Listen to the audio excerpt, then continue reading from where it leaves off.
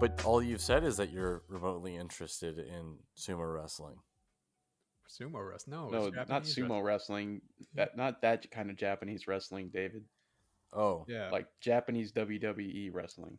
yeah, that's pretty much it. That's the only distinction. Like it's pretty much WWE, Asian except guys with blonde hair or something. except the main guy was white, so I was really Oh. confused. And one of the guys I was rooting for was also white, and he had a bunch of British stickers on him. So I was like, huh, what is this? British stickers? It's called a British person. They're like white people. They're like us, but well, not us, but They you know what sound I mean. weird. Wait, there could be white people in other parts of the world? What? I was led to believe that they only belonged here. This is crazy. Okay. All right. And welcome to another episode of Dos Naf Cincos. This is episode number 63. This week we cover Halloween as part of Spooktober and our Halloween episode, as well as Street Sharks Season 3, Episode 27. And the crowd goes wild. They finally finished Street Sharks. But before we get into it, as always, I am your host, David. And I'm Stuart. And I'm happy that we're done with Street Sharks. We did it. We did it, everyone. Oh my God. Sounds like 2020 is over. We did it. Oh my God. All right, so if any of you have actually heard the last episode, there's not much time in between, so I'm not going to even bother asking Ben and Stu what movies they saw other than... I did watch something. Did you really? What did you see? I can guess. What? Go ahead, guess. Mando. Hell yeah. I watched Mando. Because I didn't want to come in here with you spouting out all your spoilers and ruining my good time. All right? And let me tell you, if you did, I would have been really disappointed with this one. Bebopping and scatting out spoilers. Pod racing. Holy fuck, they actually had pod. I'm so happy. I'm so happy. You have no idea how happy I was when Timothy Oliphant just comes blazing out in his fucking speeder and it's a fucking pod racing engine. Oh my fucking God. Oh. Also, spoiler alerts for anyone who hasn't watched Mando. No, fuck him. Fuck him. It's been 3 whole days. You have 2 days. This is coming from the guy who was like 4 weeks behind on The Boys, and then comes in guns blazing. First hour it drops, already watched it. Rules for ye, not for me. Wait, is that the phrase? Yeah, ye. I think you got it. Ye. Rules, yeah. Yeah, that was yeah. I don't know. Were you like Mando? Huh? Can we talk about Mando? We're taking time to talk about Mando. All right. Yeah, go ahead. Yeah, that's what we did. We saw Mando. Wait, did you watch it, David? Mm-hmm. Okay. Cool. I mean, I knew that. That's why I was spouting out all those spoilers. As soon as when I was watching that and I saw the half, the pod racer engine, I was like, oh, Ben's gonna be so excited. I was, because that was I read up a little bit about it, and that is actually Anakin's engine, his pod racing engine. Oh, so, really? Yeah. Interesting. And I was a little skeptical because I was like, I don't remember it being orange, but a lot of people did point out that the underside is orange, so they just flipped it over. So pretty happy about that. It looked familiar. I didn't make the leap to say it was his, but I just knew it was a pod racing engine. So I was like, oh, Ben's gonna be happy. It finally happened. And then holy shit, I thought. And then also the oh, where'd you get that armor from?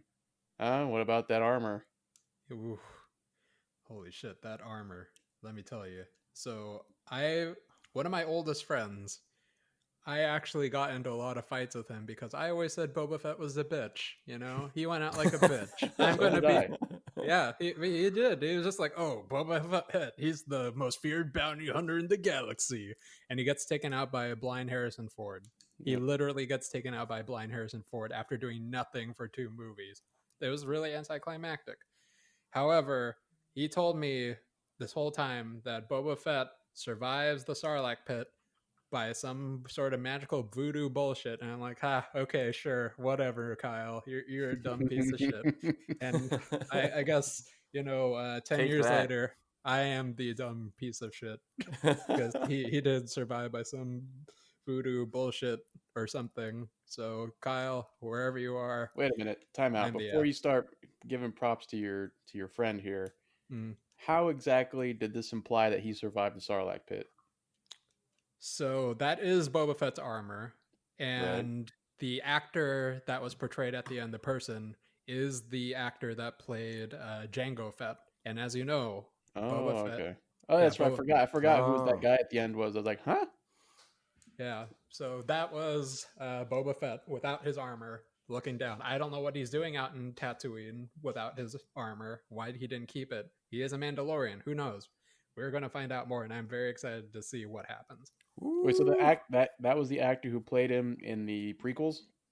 Yes, or well, he played. Okay, so he played Jango Fett, right? And Yeah. Jango Fett, they in He played Geonosis, Boba not Fett's dad Geonosis. Yeah, yeah. Jango Fett was or clone the main dad. clone. Yeah, but Boba Fett, for whatever reason, they decided to not have him speed up in aging, so he would grow as a regular person. All the other clones actually had a very sped up life cycle, Hmm. so that they can get to adulthood. Right. So Boba Fett, yeah, would eventually grow up to look exactly like Jango Fett. Yeah. Well, Here we are. let's hope that they don't hype him up so much and have him get taken out by fucking Baby Yoda's cuteness or something But He stares at him and he dies. of you, cuteness. you know what I am happy about though? They actually kept in his stupid malfunctioning jetpack. When he gets to meet the Oliphant out of there before the sandworm gets him, the dragon, he Hmm. actually hits the jetpack in the Oh yeah. same way that Harrison Ford hits him, and he just goes flying off. I was like, Does oh he, my god. does he This is does he like know that's like, oh, that's a defect in this model or something? Probably. I don't know. So it's just like that was really, really It's good not to a see. defect at that point. It's just a feature. It's an emergency escape feature. Yeah. Yeah, okay. That part just clicked to me because I forgot about that last shot where it's like, and I was like, who the hell's this guy? I This dude. never Who's this made the bald ass connection. dude? I was like, because I was under the impression that they just like somehow recovered the armor off of his body or something. I don't know. But then Oh that yeah. would mean that someone would have had to go down into the Sarlacc pit. But then again, they said that the worm ate the Sarlacc. So, yeah. Yeah. So who knows?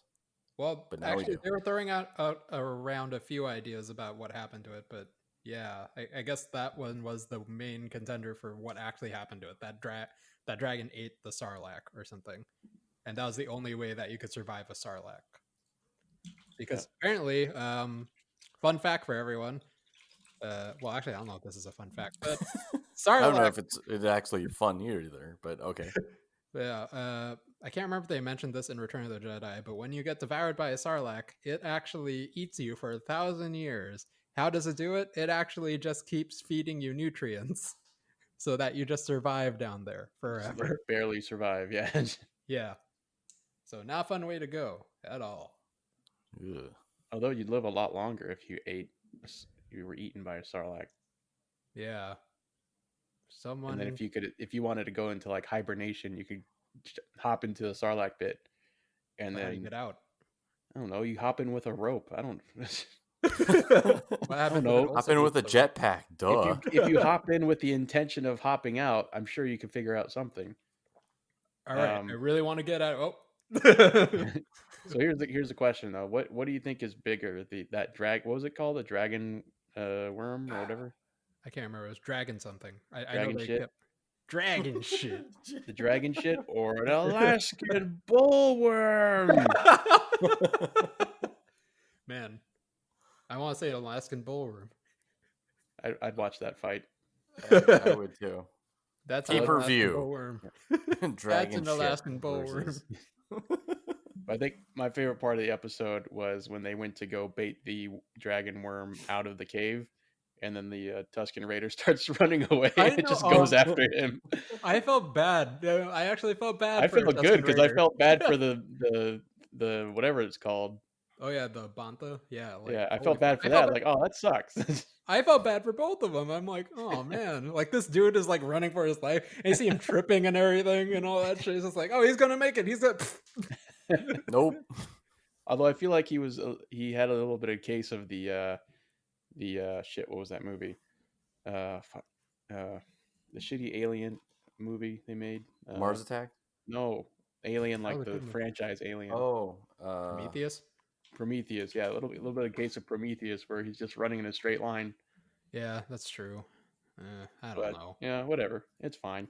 Yeah, but you know what was really interesting about this particular episode was that they actually kind of humanize the Tusken Raiders. You know, in every They other did. movie, yeah, they've been just probably just portrayed as scavengers. just scavengers, antagonists. You know, they just are there to kill people. That is all they do. They don't have any language. All they do is go. You know, The most misunderstood group, and then now they have, you know, yeah, but they gave them I, the treatment that they gave the Jawas in the first season. You know, they actually tried to explain a little more about their culture, their people, what they stood for. You know, they gave them a little history, a little crash course history lesson about what they are.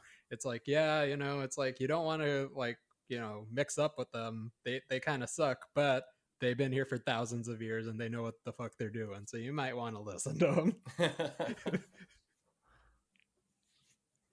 yeah, I think on top of a lot of the other good things that they've been doing with the Mandalorian, by far my favorite thing is the score. The Oh the yes.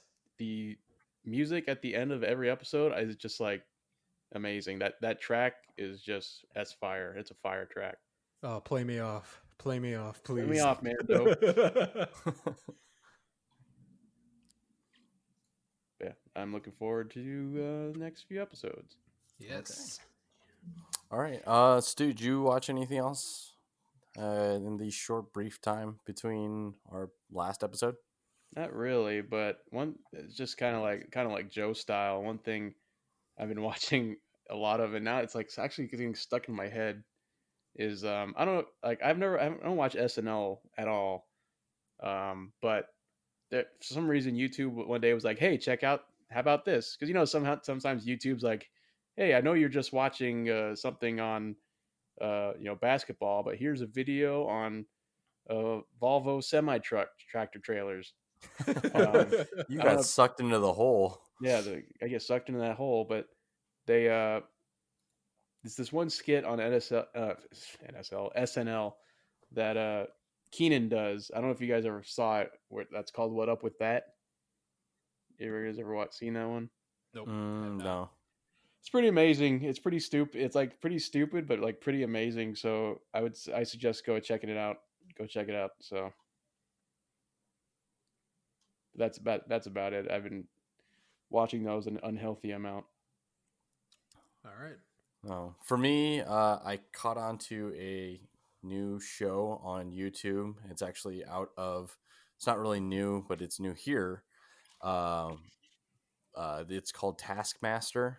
It's a British game show. Well, it's not really a game show, but it's like one of those. Uh, they call them a panel show where they'll go through a bunch of different events, and there's like 5 comedians, and it's hosted by a comedian and his sidekick's comedian, and they have to do like these silly challenges of how to like accomplish something like, oh, how do you pop all these balloons as quickly as possible, and then there'll be like challenges, and then they give them some way to do it, or they'll just kind of leave it open and then you just kind of see what happens. So yeah, I've been enjoying that a lot. I'm on season 3 now. uh, just watching a lot of that. So if you guys enjoy those panel type shows but with British humor, I think you guys would enjoy that. They make a lot of tea jokes and like uh putting the Not kettle on. really. Oh No. yes, the queen. Oh. Yes. I don't know how to really explain it, but it's pretty funny. Um, because I think they have something about their humor that we lost here in the US. They're less British humor proper is about it. just more refined No, no, than no, no, no, no, no. American They humor. they are less No, less they're less refined. politically correct. Oh, well, And they we just kind these of like they their first season there's like this guy who's clearly who's Middle Eastern, and the rest of the panel's all white, and they just give him hell the entire series. but he's okay with it. Like he ends up like playing along as this like villain character, and he Mhm. goes, and he just like, because I hate you all, and then he just like, and then just kind of like Yep. continues See, on. I remember the good old days when we used to be like that. Yeah, we're too politically correct over on this side of the pond now. Hey, what do you mean we? Don't lump me in there. Are you not, are you saying you're not American, Stu? No, I'm not a. Never mind. All right, well, that sounds like a good place for us to stop. Let's go ahead and shark dive for the last time into the series finale of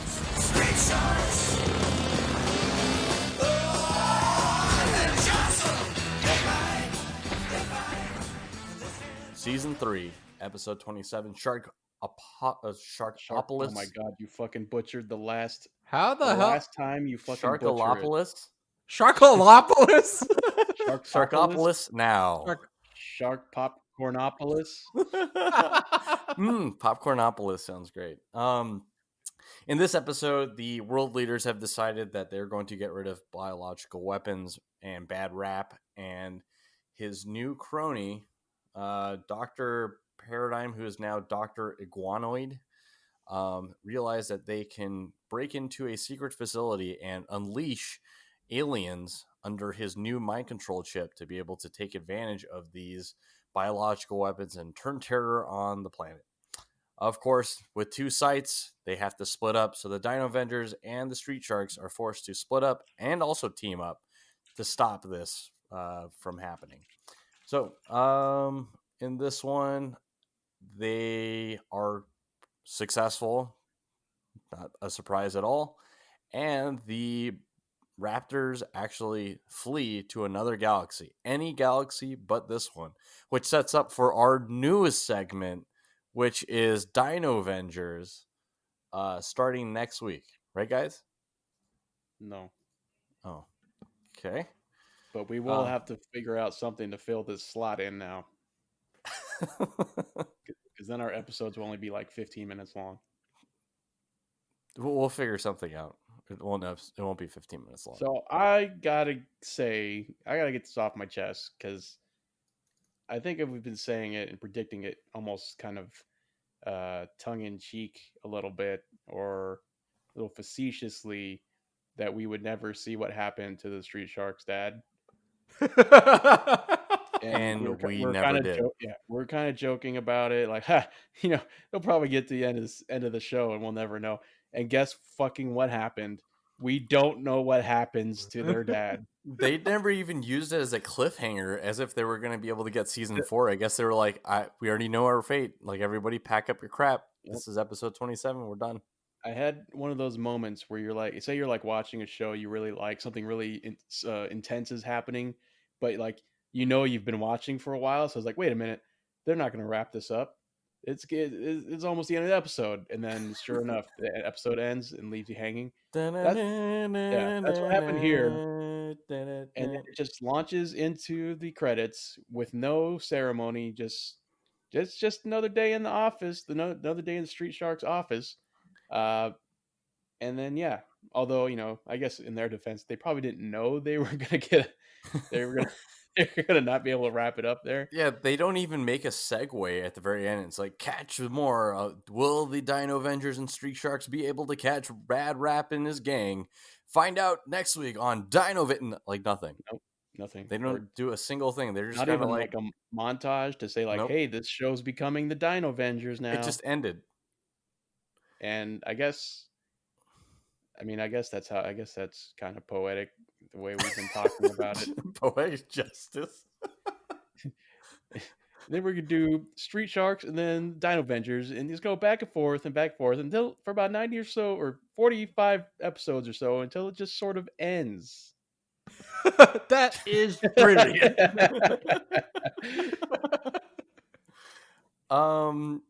Can you imagine? Just put yourself in like a little kid's shoes, right? Like 10, 11 years old, waking up Saturday morning and watching it on May 18th, 1997. And then going, oh man, I wonder what's going to happen next week.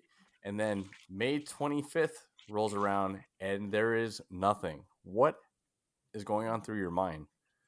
Is this how, I don't know, just like serial killers are born? Because Maybe, we get rid of their TV shows and don't give them any type of satisfaction. man, first mom and dad split. Now, sure. Now I'll never know what happens to their dad on Street Sharks. Did anything else go wrong? It almost makes me want to go grab a kitchen knife and go murder anyone who's in my house right now. Interesting.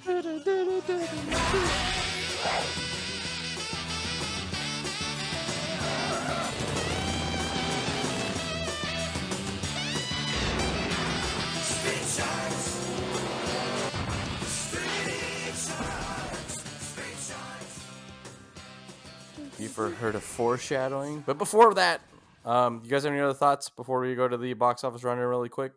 So long, Street Sharks, we hardly knew ye. In memoriam, Street Sharks. And then, Shark Voyage. well, I really wish we had the resources to cut up anything funny we've ever said about Street Sharks into a little like Montage for you. in memoriam here, but I just don't. That's just too big of a project. And it would be wasted on Street Sharks, I'm sure. Maybe we'll dig up something from Vin Diesel's time handling Street Sharks. But Street Sharks, Street Sharks, Street Sharks. Oh, Jocelyn. It'll do a sad version of they fight. They or some what They was Like that? a fight. sad piano They melody. fight for everything right. right. Wow. Street Okay. Shark. Okay. All right. Box office rundown for this week. Coming in at brand new at number 1 is Come Play. $3.1 million. The number 1 movie from last week, Honest Thief, drops to number 2. War with Grandpa slides to number 3. Tenant, number 4, with $885,000. Man, that is quickly started sliding. That one's grossed $53.8 million domestically. Empty Man, down from number 3, is now number 5. Hocus Pocus re-release 6. Nightmare Before Christmas 7. Monsters Inc. re-release number 8. Spell number 9, and the Addams Family re-release number 10.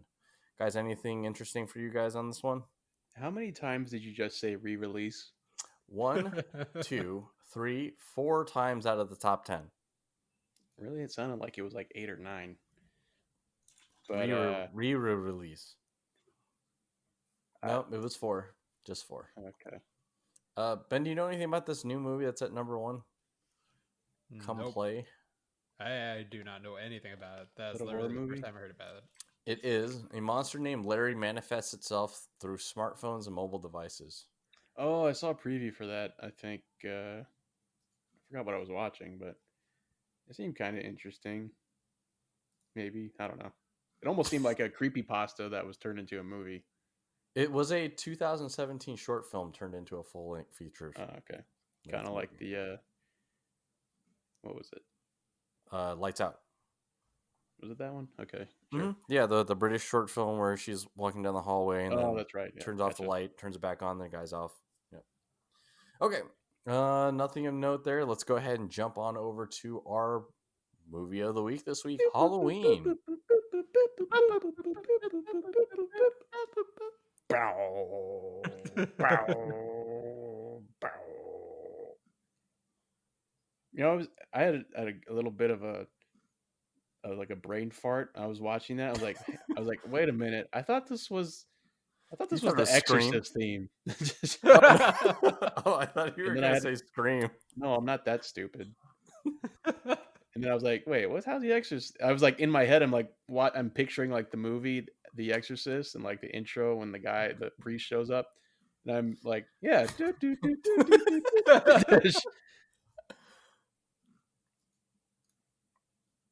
So, David, tell us what the Halloween movie was about. I don't know. Is that what you Dear wanted? God. Yeah, that sounds like David. Yes. 1973. Michael Myers is just a wee young lad. On Halloween, he follows his sister upstairs and brutally murders her. 15 years later, he returns to the scene after escaping an asylum and is tracking I forgot her name already. Crap. Uh, The Jamie Lee Curtis throughout the night, taking away her friends until it ends in a epic chase across 2 homes and ends in 6 bullet shots. Laurie Strode. Yep, there it is. And this is Halloween. Oh, that's a different movie. That's Halloween. That's a Halloween nerd. That's a Halloween. Hey, that's a Halloween. That's a spicy Halloween. So out of the 3 choices there was Halloween, Scary Movie 3, and Ben, what was it? One cut. Yeah, one Japanese fan favorite one cut. Yeah. Because Ben just hates things from Japan. Just hates it. I do. Like he went there ironically so he knows how to make fun of them better. I did. You know, it was and their wrestling. Wait, did you catch any Japanese wrestling when you were in Japan? No, only here in Long Beach. Fantastic. Yep. All right. That was super anticlimactic. Stu, thoughts on this one? So I feel like if we were in our youth in the 70s and late 70s, early 80s, this movie would have been scary. Mm-hmm. But because I don't know, I've been around horror movies so long, including the Halloween franchise, so to say, because there's like a million of these Halloween 11. movies. Yeah. I've seen probably, I don't know, half of them in my lifetime. So it's not like, oh, yep, there's Michael Myers. Yep, he's gonna do some stabbing. Yep. But it has been a really long time since I've seen the first one, so it was kind of fun to see the origin again. So one thing, obviously, is like I think probably one of the most notable we've been doing it all episode is the theme to this movie, or the Michael Myers theme, or the Halloween theme. It's pretty great. Probably one of the most fear-inducing scores that are out there. Aside from the one I mixed it up with for The Exorcist. Hey, can you sing the Exorcist theme? See, now I can't even remember what that sounds like. I think it goes like.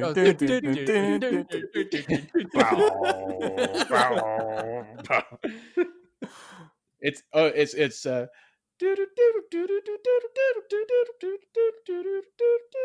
yeah, it's like something like that. No, that's Halloween.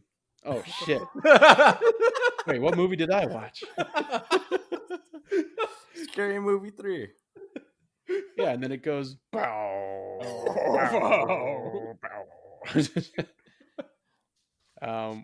One thing, I think. Well, I feel like there was kind of like a few moments in the movie that kind of like made me laugh. They felt out of place, but I don't remember. Like one thing I was laughing at almost instantly was in the beginning when they're showing Michael Myers as I have to be careful because I keep wanting to say Mike Myers, which would make this movie not so scary.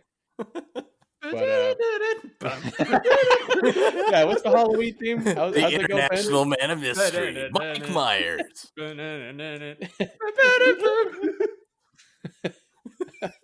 Gonna stab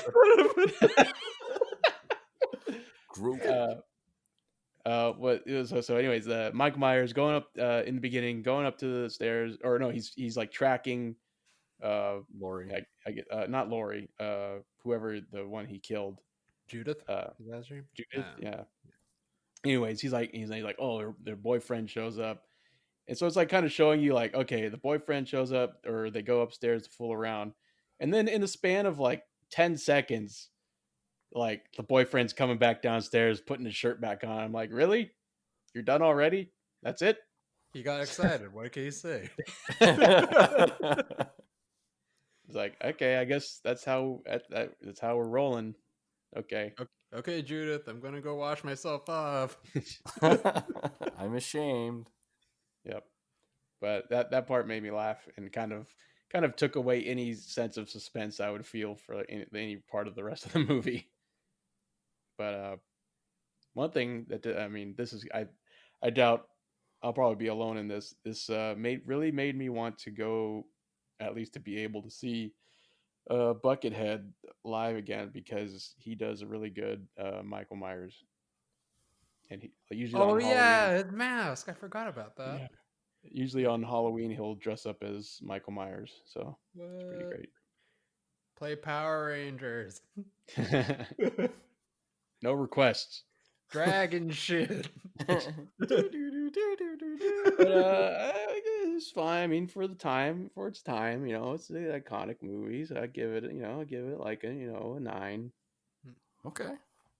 What about you, Ben? Yeah, I'm kind of with Stu on this one. I think that the film was really impressive, especially considering the time that came out. Like the suspense cut with like the comedy really came through.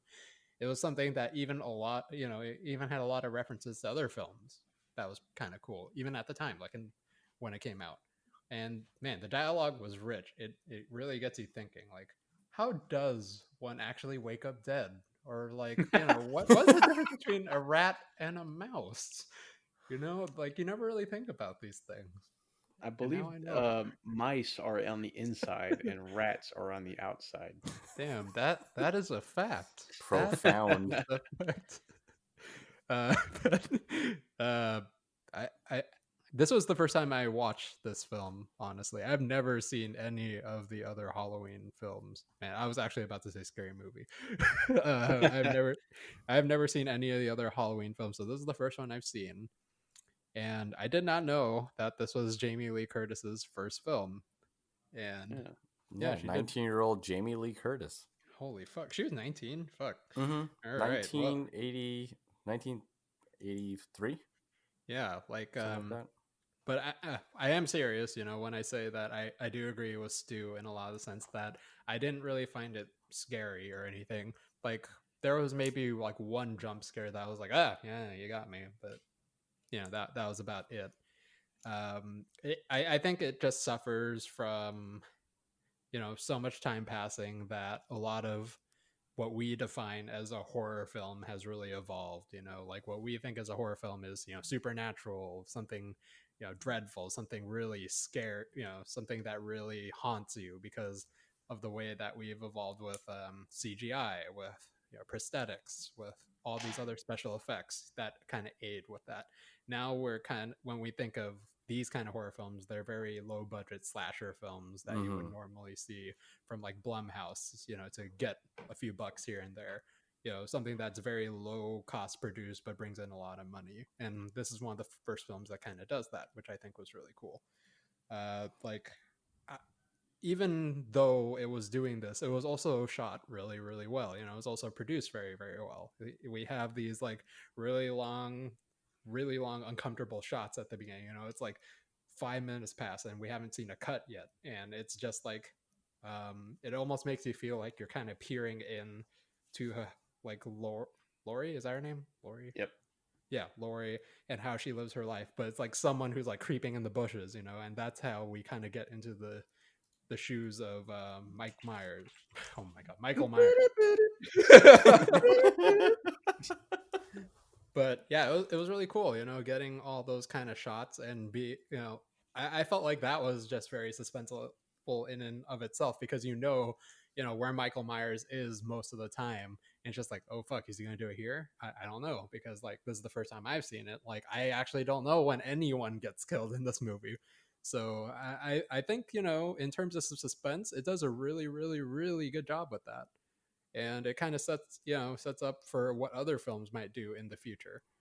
Uh, but yeah, I would give it a solid 9 out of 10, like what Stu said. Okay. Also, fun fact: they showed the original, The Thing from Another Dang it, that's what I was gonna say. I was like, oh, well, talking about throwbacks, that movie was being referenced in the movie. I was like, That's not your job, David. I yeah, it's know. my job. Stay Dang in it, your I was lane, hoping that David. he was gonna Stay in catch your it. Then lane. I can call it Smarty Pants Ben No, Somali. it's me. It's me. I'm No always Smarty Smarty Pants Pants. Get the Somali fuck here. out of here. Stay in your lane. You're the you're the sports announcer guy. I don't even know what your thing is. All right, but What do this is you my even thing. do around here? Yeah. So what Shut would you up! They don't say know you that. do? I just been hanging around for the last 63 episodes. Yeah, Yeah, it was kind of interesting because they showed The Thing, right? The Thing from Another Planet, and it was the original movie. But at the time, he was not.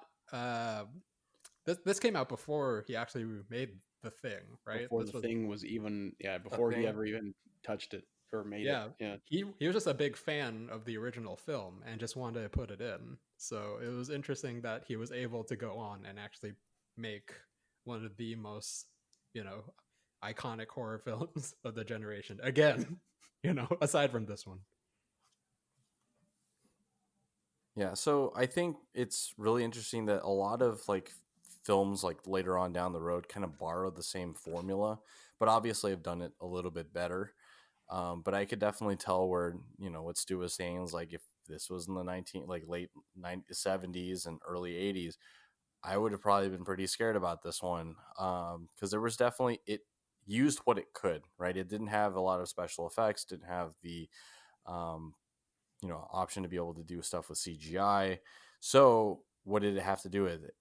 It used a lot of timing. It used a lot of like sound to be able to kind of and pacing to be able to create this like creepy atmosphere that's constantly haunting, right? Like he shows up, but he may not do something, right? Michael Myers may just show up in the scene, but he never actually engages right away, right? It's like stalking his prey. So I think some of these films nowadays that we characterize as horror kind of lose that. And they force the fear on you, they force the scare, and they don't just allow for it to kind of like build the suspense. And I feel like Halloween did a really good job of kind of like creating these like lulls, right? After she stabs him and he's on the ground, she kind of scoots around him. You would expect like as she's walking, turns away, he's just gonna grab her. Nope, doesn't do that, right? And they make you kind of lull in this false sense of security, thinking it's over, and it's not. So I think they do that throughout the entire movie. I thought it was excellent. I thought it was really well done. This is only the second time I've seen it, and there's a reason why it's called Halloween, but it definitely has been replaced by some of the other movies that probably could do a little bit better now based on our standards, but still fantastic. 9 out of 10 for me. Yeah. Halloween H2O starring LL Cool J. That's not a joke. I know.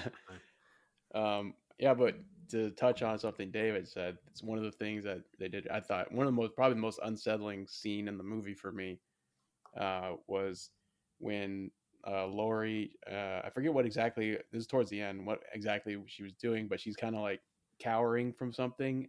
And then behind her is Michael Myers in the shadows. And all you can see is like the faint image of the mask. And that's like, Jesus Christ, that's pretty horrifying. Yeah. Um, but yeah, and then just, I don't know, that mask is pretty like, it's pretty simple. It's a White simple mask. Uh-huh. costume, but like Yep. it's pretty great. Like Yeah, I so, mean, William Shatner did not age well in Hollywood. Well, they definitely milked the crap out of just pretty much one gag the entire series, right? Like this mask thing, you could literally replace them with anybody, could be anybody, taking on the mantle for it. And then the very end, where's that, they see that the doctor shoots him 6 times in the chest, keels over, he's on the ground, and then they go over to go look for him. He's not there anymore. So I know sets up almost like for Halloween 2 they're gonna make another one. Um, or 11, 10 more after that. Wait, yeah, so I don't know too much about the timeline. So I went to Comic-Con and they were mentioning how there were, of course, multiple sequels after this, but none of them really counted. And the they're newest one, the latest one, is actually the true Halloween 2. I don't know what that means. What does that Wait, mean? that's weird because I'm pretty sure They Jamie actually Lee shot Curtis a Halloween too. was in like most of them. So it's Yeah, kind of True Lies, like, I Halloween, guess, True Lies with Arnold Schwarzenegger. yeah, where Arnold is the shape. Um, but yeah, I can't remember what the exact timeline is because the one thing I was trying to wrap my head around was that I thought that Jamie Lee Curtis or Laurie Strode was actually his or her Michael Myers' sister. Like I thought they were related in the subsequent movies. I thought that was their relationship. I Maybe that think was like that a is twist. true. Yeah, maybe But that's a twist or something. then in this, yeah, maybe it comes up in the subsequent films, but it wasn't obvious. Obviously, it was not made clear in this movie that they're even related. It just seemed kind of like a circumstance type thing. Yeah, maybe they like to spice up the later films. Are like, huh, what can we just bring in?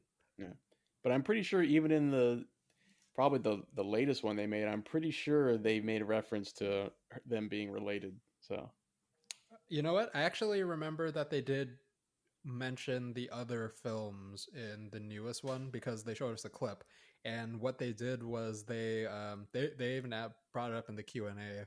They said that they poked some jabs at the other film, saying like, "Oh, remember the plot of like Halloween 3? Like, where all the was all that true? You know?" And it's like, "No, that's just like urban myth, you know." So they just played it off as like fan fiction almost. I see. Yeah. So, Yeah, but I'm not too sure. it was the second movie that introduced the plot twist of Laurie Strode being the sister of Michael Myers. Kind of like Oh. how Terminator 3 and Genesis are not actually considered canon anymore. They've written them out. Yeah. Dun, dun, dun, dun, dun. Interesting note. This is a throwback to our Terminator episode, but I actually saw a clip I never saw before of from the original cut of Terminator 2 where it shows like Sarah Connor growing old Huh. in whatever the year was that the Judgment Day or after Judgment Day was supposed to happen. For some reason, they cut that out and it like never even made it into like the special extended version. So Huh. Hmm. Was that a deleted scene or something? yeah, or not even like deleted as in like it didn't even make it into like any form of like release, like not even like director's cut or special edition or anything. Like it wasn't part of like the DVD extras deleted Nope. scenes or anything. At Ooh. least, well, it may. I'll take that back. I don't know that for sure, but yeah, it was never in anything I ever watched in my life. It was never like I never saw it before, so that So, was kind of interesting. so she grows old, sitting there on the park bench, Hmm. and then And the they nuke actually goes show like off, and then the she's guy like, they show. "No!" And then she blows up into a skeleton. Yeah, it's like no, I didn't stop it after all. Um, but they actually it was because they showed the grizzled old John Connor like they had him in the Terminator 2. They kind of show you in the future what he looks like. They took they had the same actor, but he's like wearing a sweater vest and like pushing his kid on the swing or something. So I was like, Mom, they go to oh, Starbucks. yeah. So, anyways, that was way off on a tangent, but coming back to Halloween. Well worth it. Favorite moments, guys? Stu? Well, as far as the what okay, so this part had me like going, "Okay, John Carpenter, you cheeky fuck." Where it was like when the doctor and the nurse were showing up to the hospital. And by the way, that was also a pretty terrifying scene for have them pull up on a rainy night And and the there's already car people lights walking are like around. yeah, the Yeah. car lights are the the headlights are cast on just a bunch of mental patients just kind of ambling around. I was like, "Holy fuck." Yeah, in the rain, it's just like Yeah, I was like but it was that scene when Michael Myers steals the car and gets away. I'm sitting there, I can just picture someone in the audience like me back then going, "Hey, how's he able to drive? Hasn't he been in a mental hospital for like 15 years?" oh Uh, yeah. and then like a few scenes later, there's some exposition between the doctor. He's like, "How the hell did he even know how to drive?" And someone must have taught. I was like, "Okay, John Carpenter, you fuck." He's like, I've heard all your gripes before during the Okay. screening. Let's throw that in there. Yeah, after audience testing, they actually entered that scene. But yeah, that part a funny moment with John Carpenter. Paused it, said, I see you. I see you. Uh, I tweeted him. I see you, John. I see you, at John JC. Carpenter. At John Carpenter. What about you, Ben?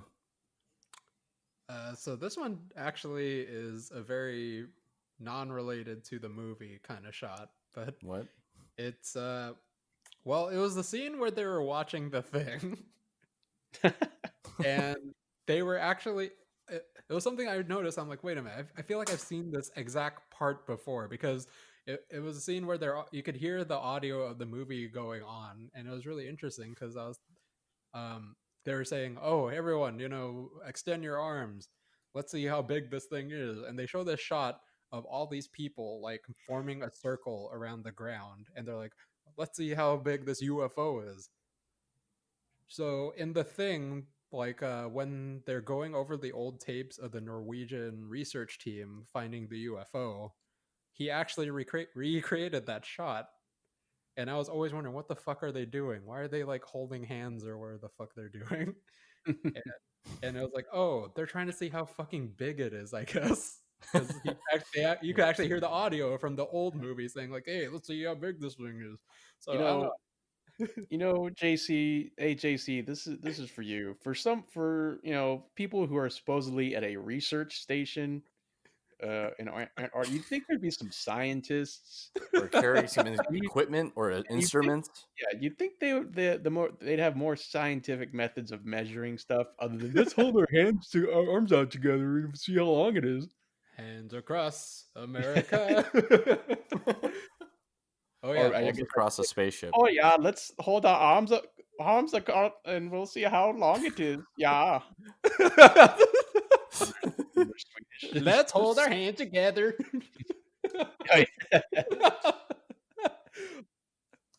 Also, fun fact: the theme for Halloween was actually created by John Carpenter too. He did all the music. Wait, there's a second John Carpenter? No, no, it's the same John Carpenter. It's the exact same one. John Carpenter, the musician, and John Carpenter, the director. John and Jon. Yeah, so he just sat down at his piano one day and it was just like, all right, I'm gonna bang this out. And he I did it in don't know how 4. to play piano, but let me see.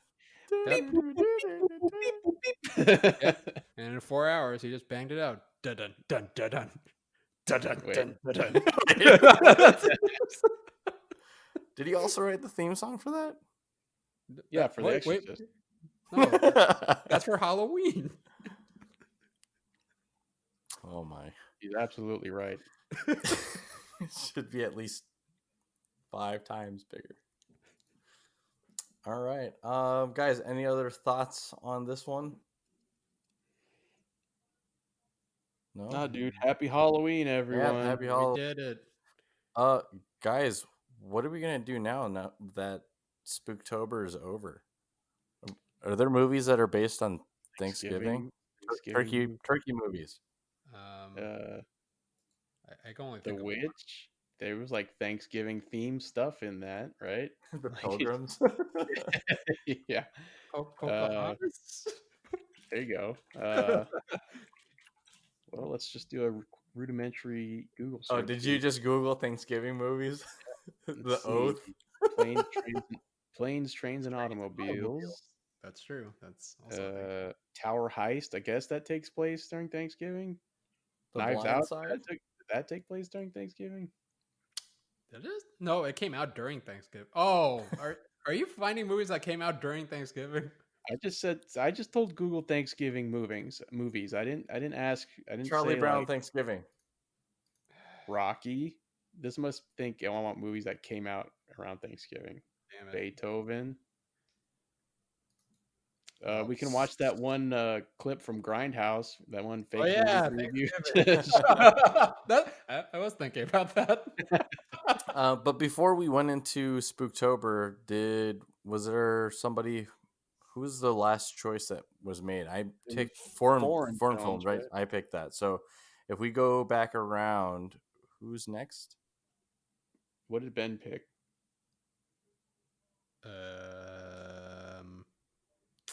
I picked Oh my something. god, just pull up our SoundCloud page. I honestly don't remember. Who chose comedy? Action? Did I choose comedy? I thought it was action films. So, god damn it, SoundCloud, I already voted. Stop popping that shit up. Yeah, Oh, don't yeah, forget to vote. Yeah. Even Although though this episode won't be out until after it's Election over. day. So, it'll be Kanye after 2020. there's anime, comedy, looks like, and then foreign, and then we went straight into horror movie, Spooktober. So yeah, who chose foreign? I did. And I think, yeah, and then I think Ben, did you choose comedy? I don't think That so. sounds like something you would pick, Stu. I picked comedy. So then it's Ben's turn to pick. Okay, Ben, pick a category.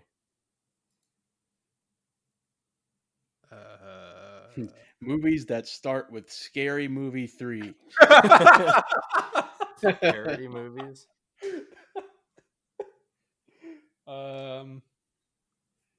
Fuck. Hold on. Timeout. I know. Timeout.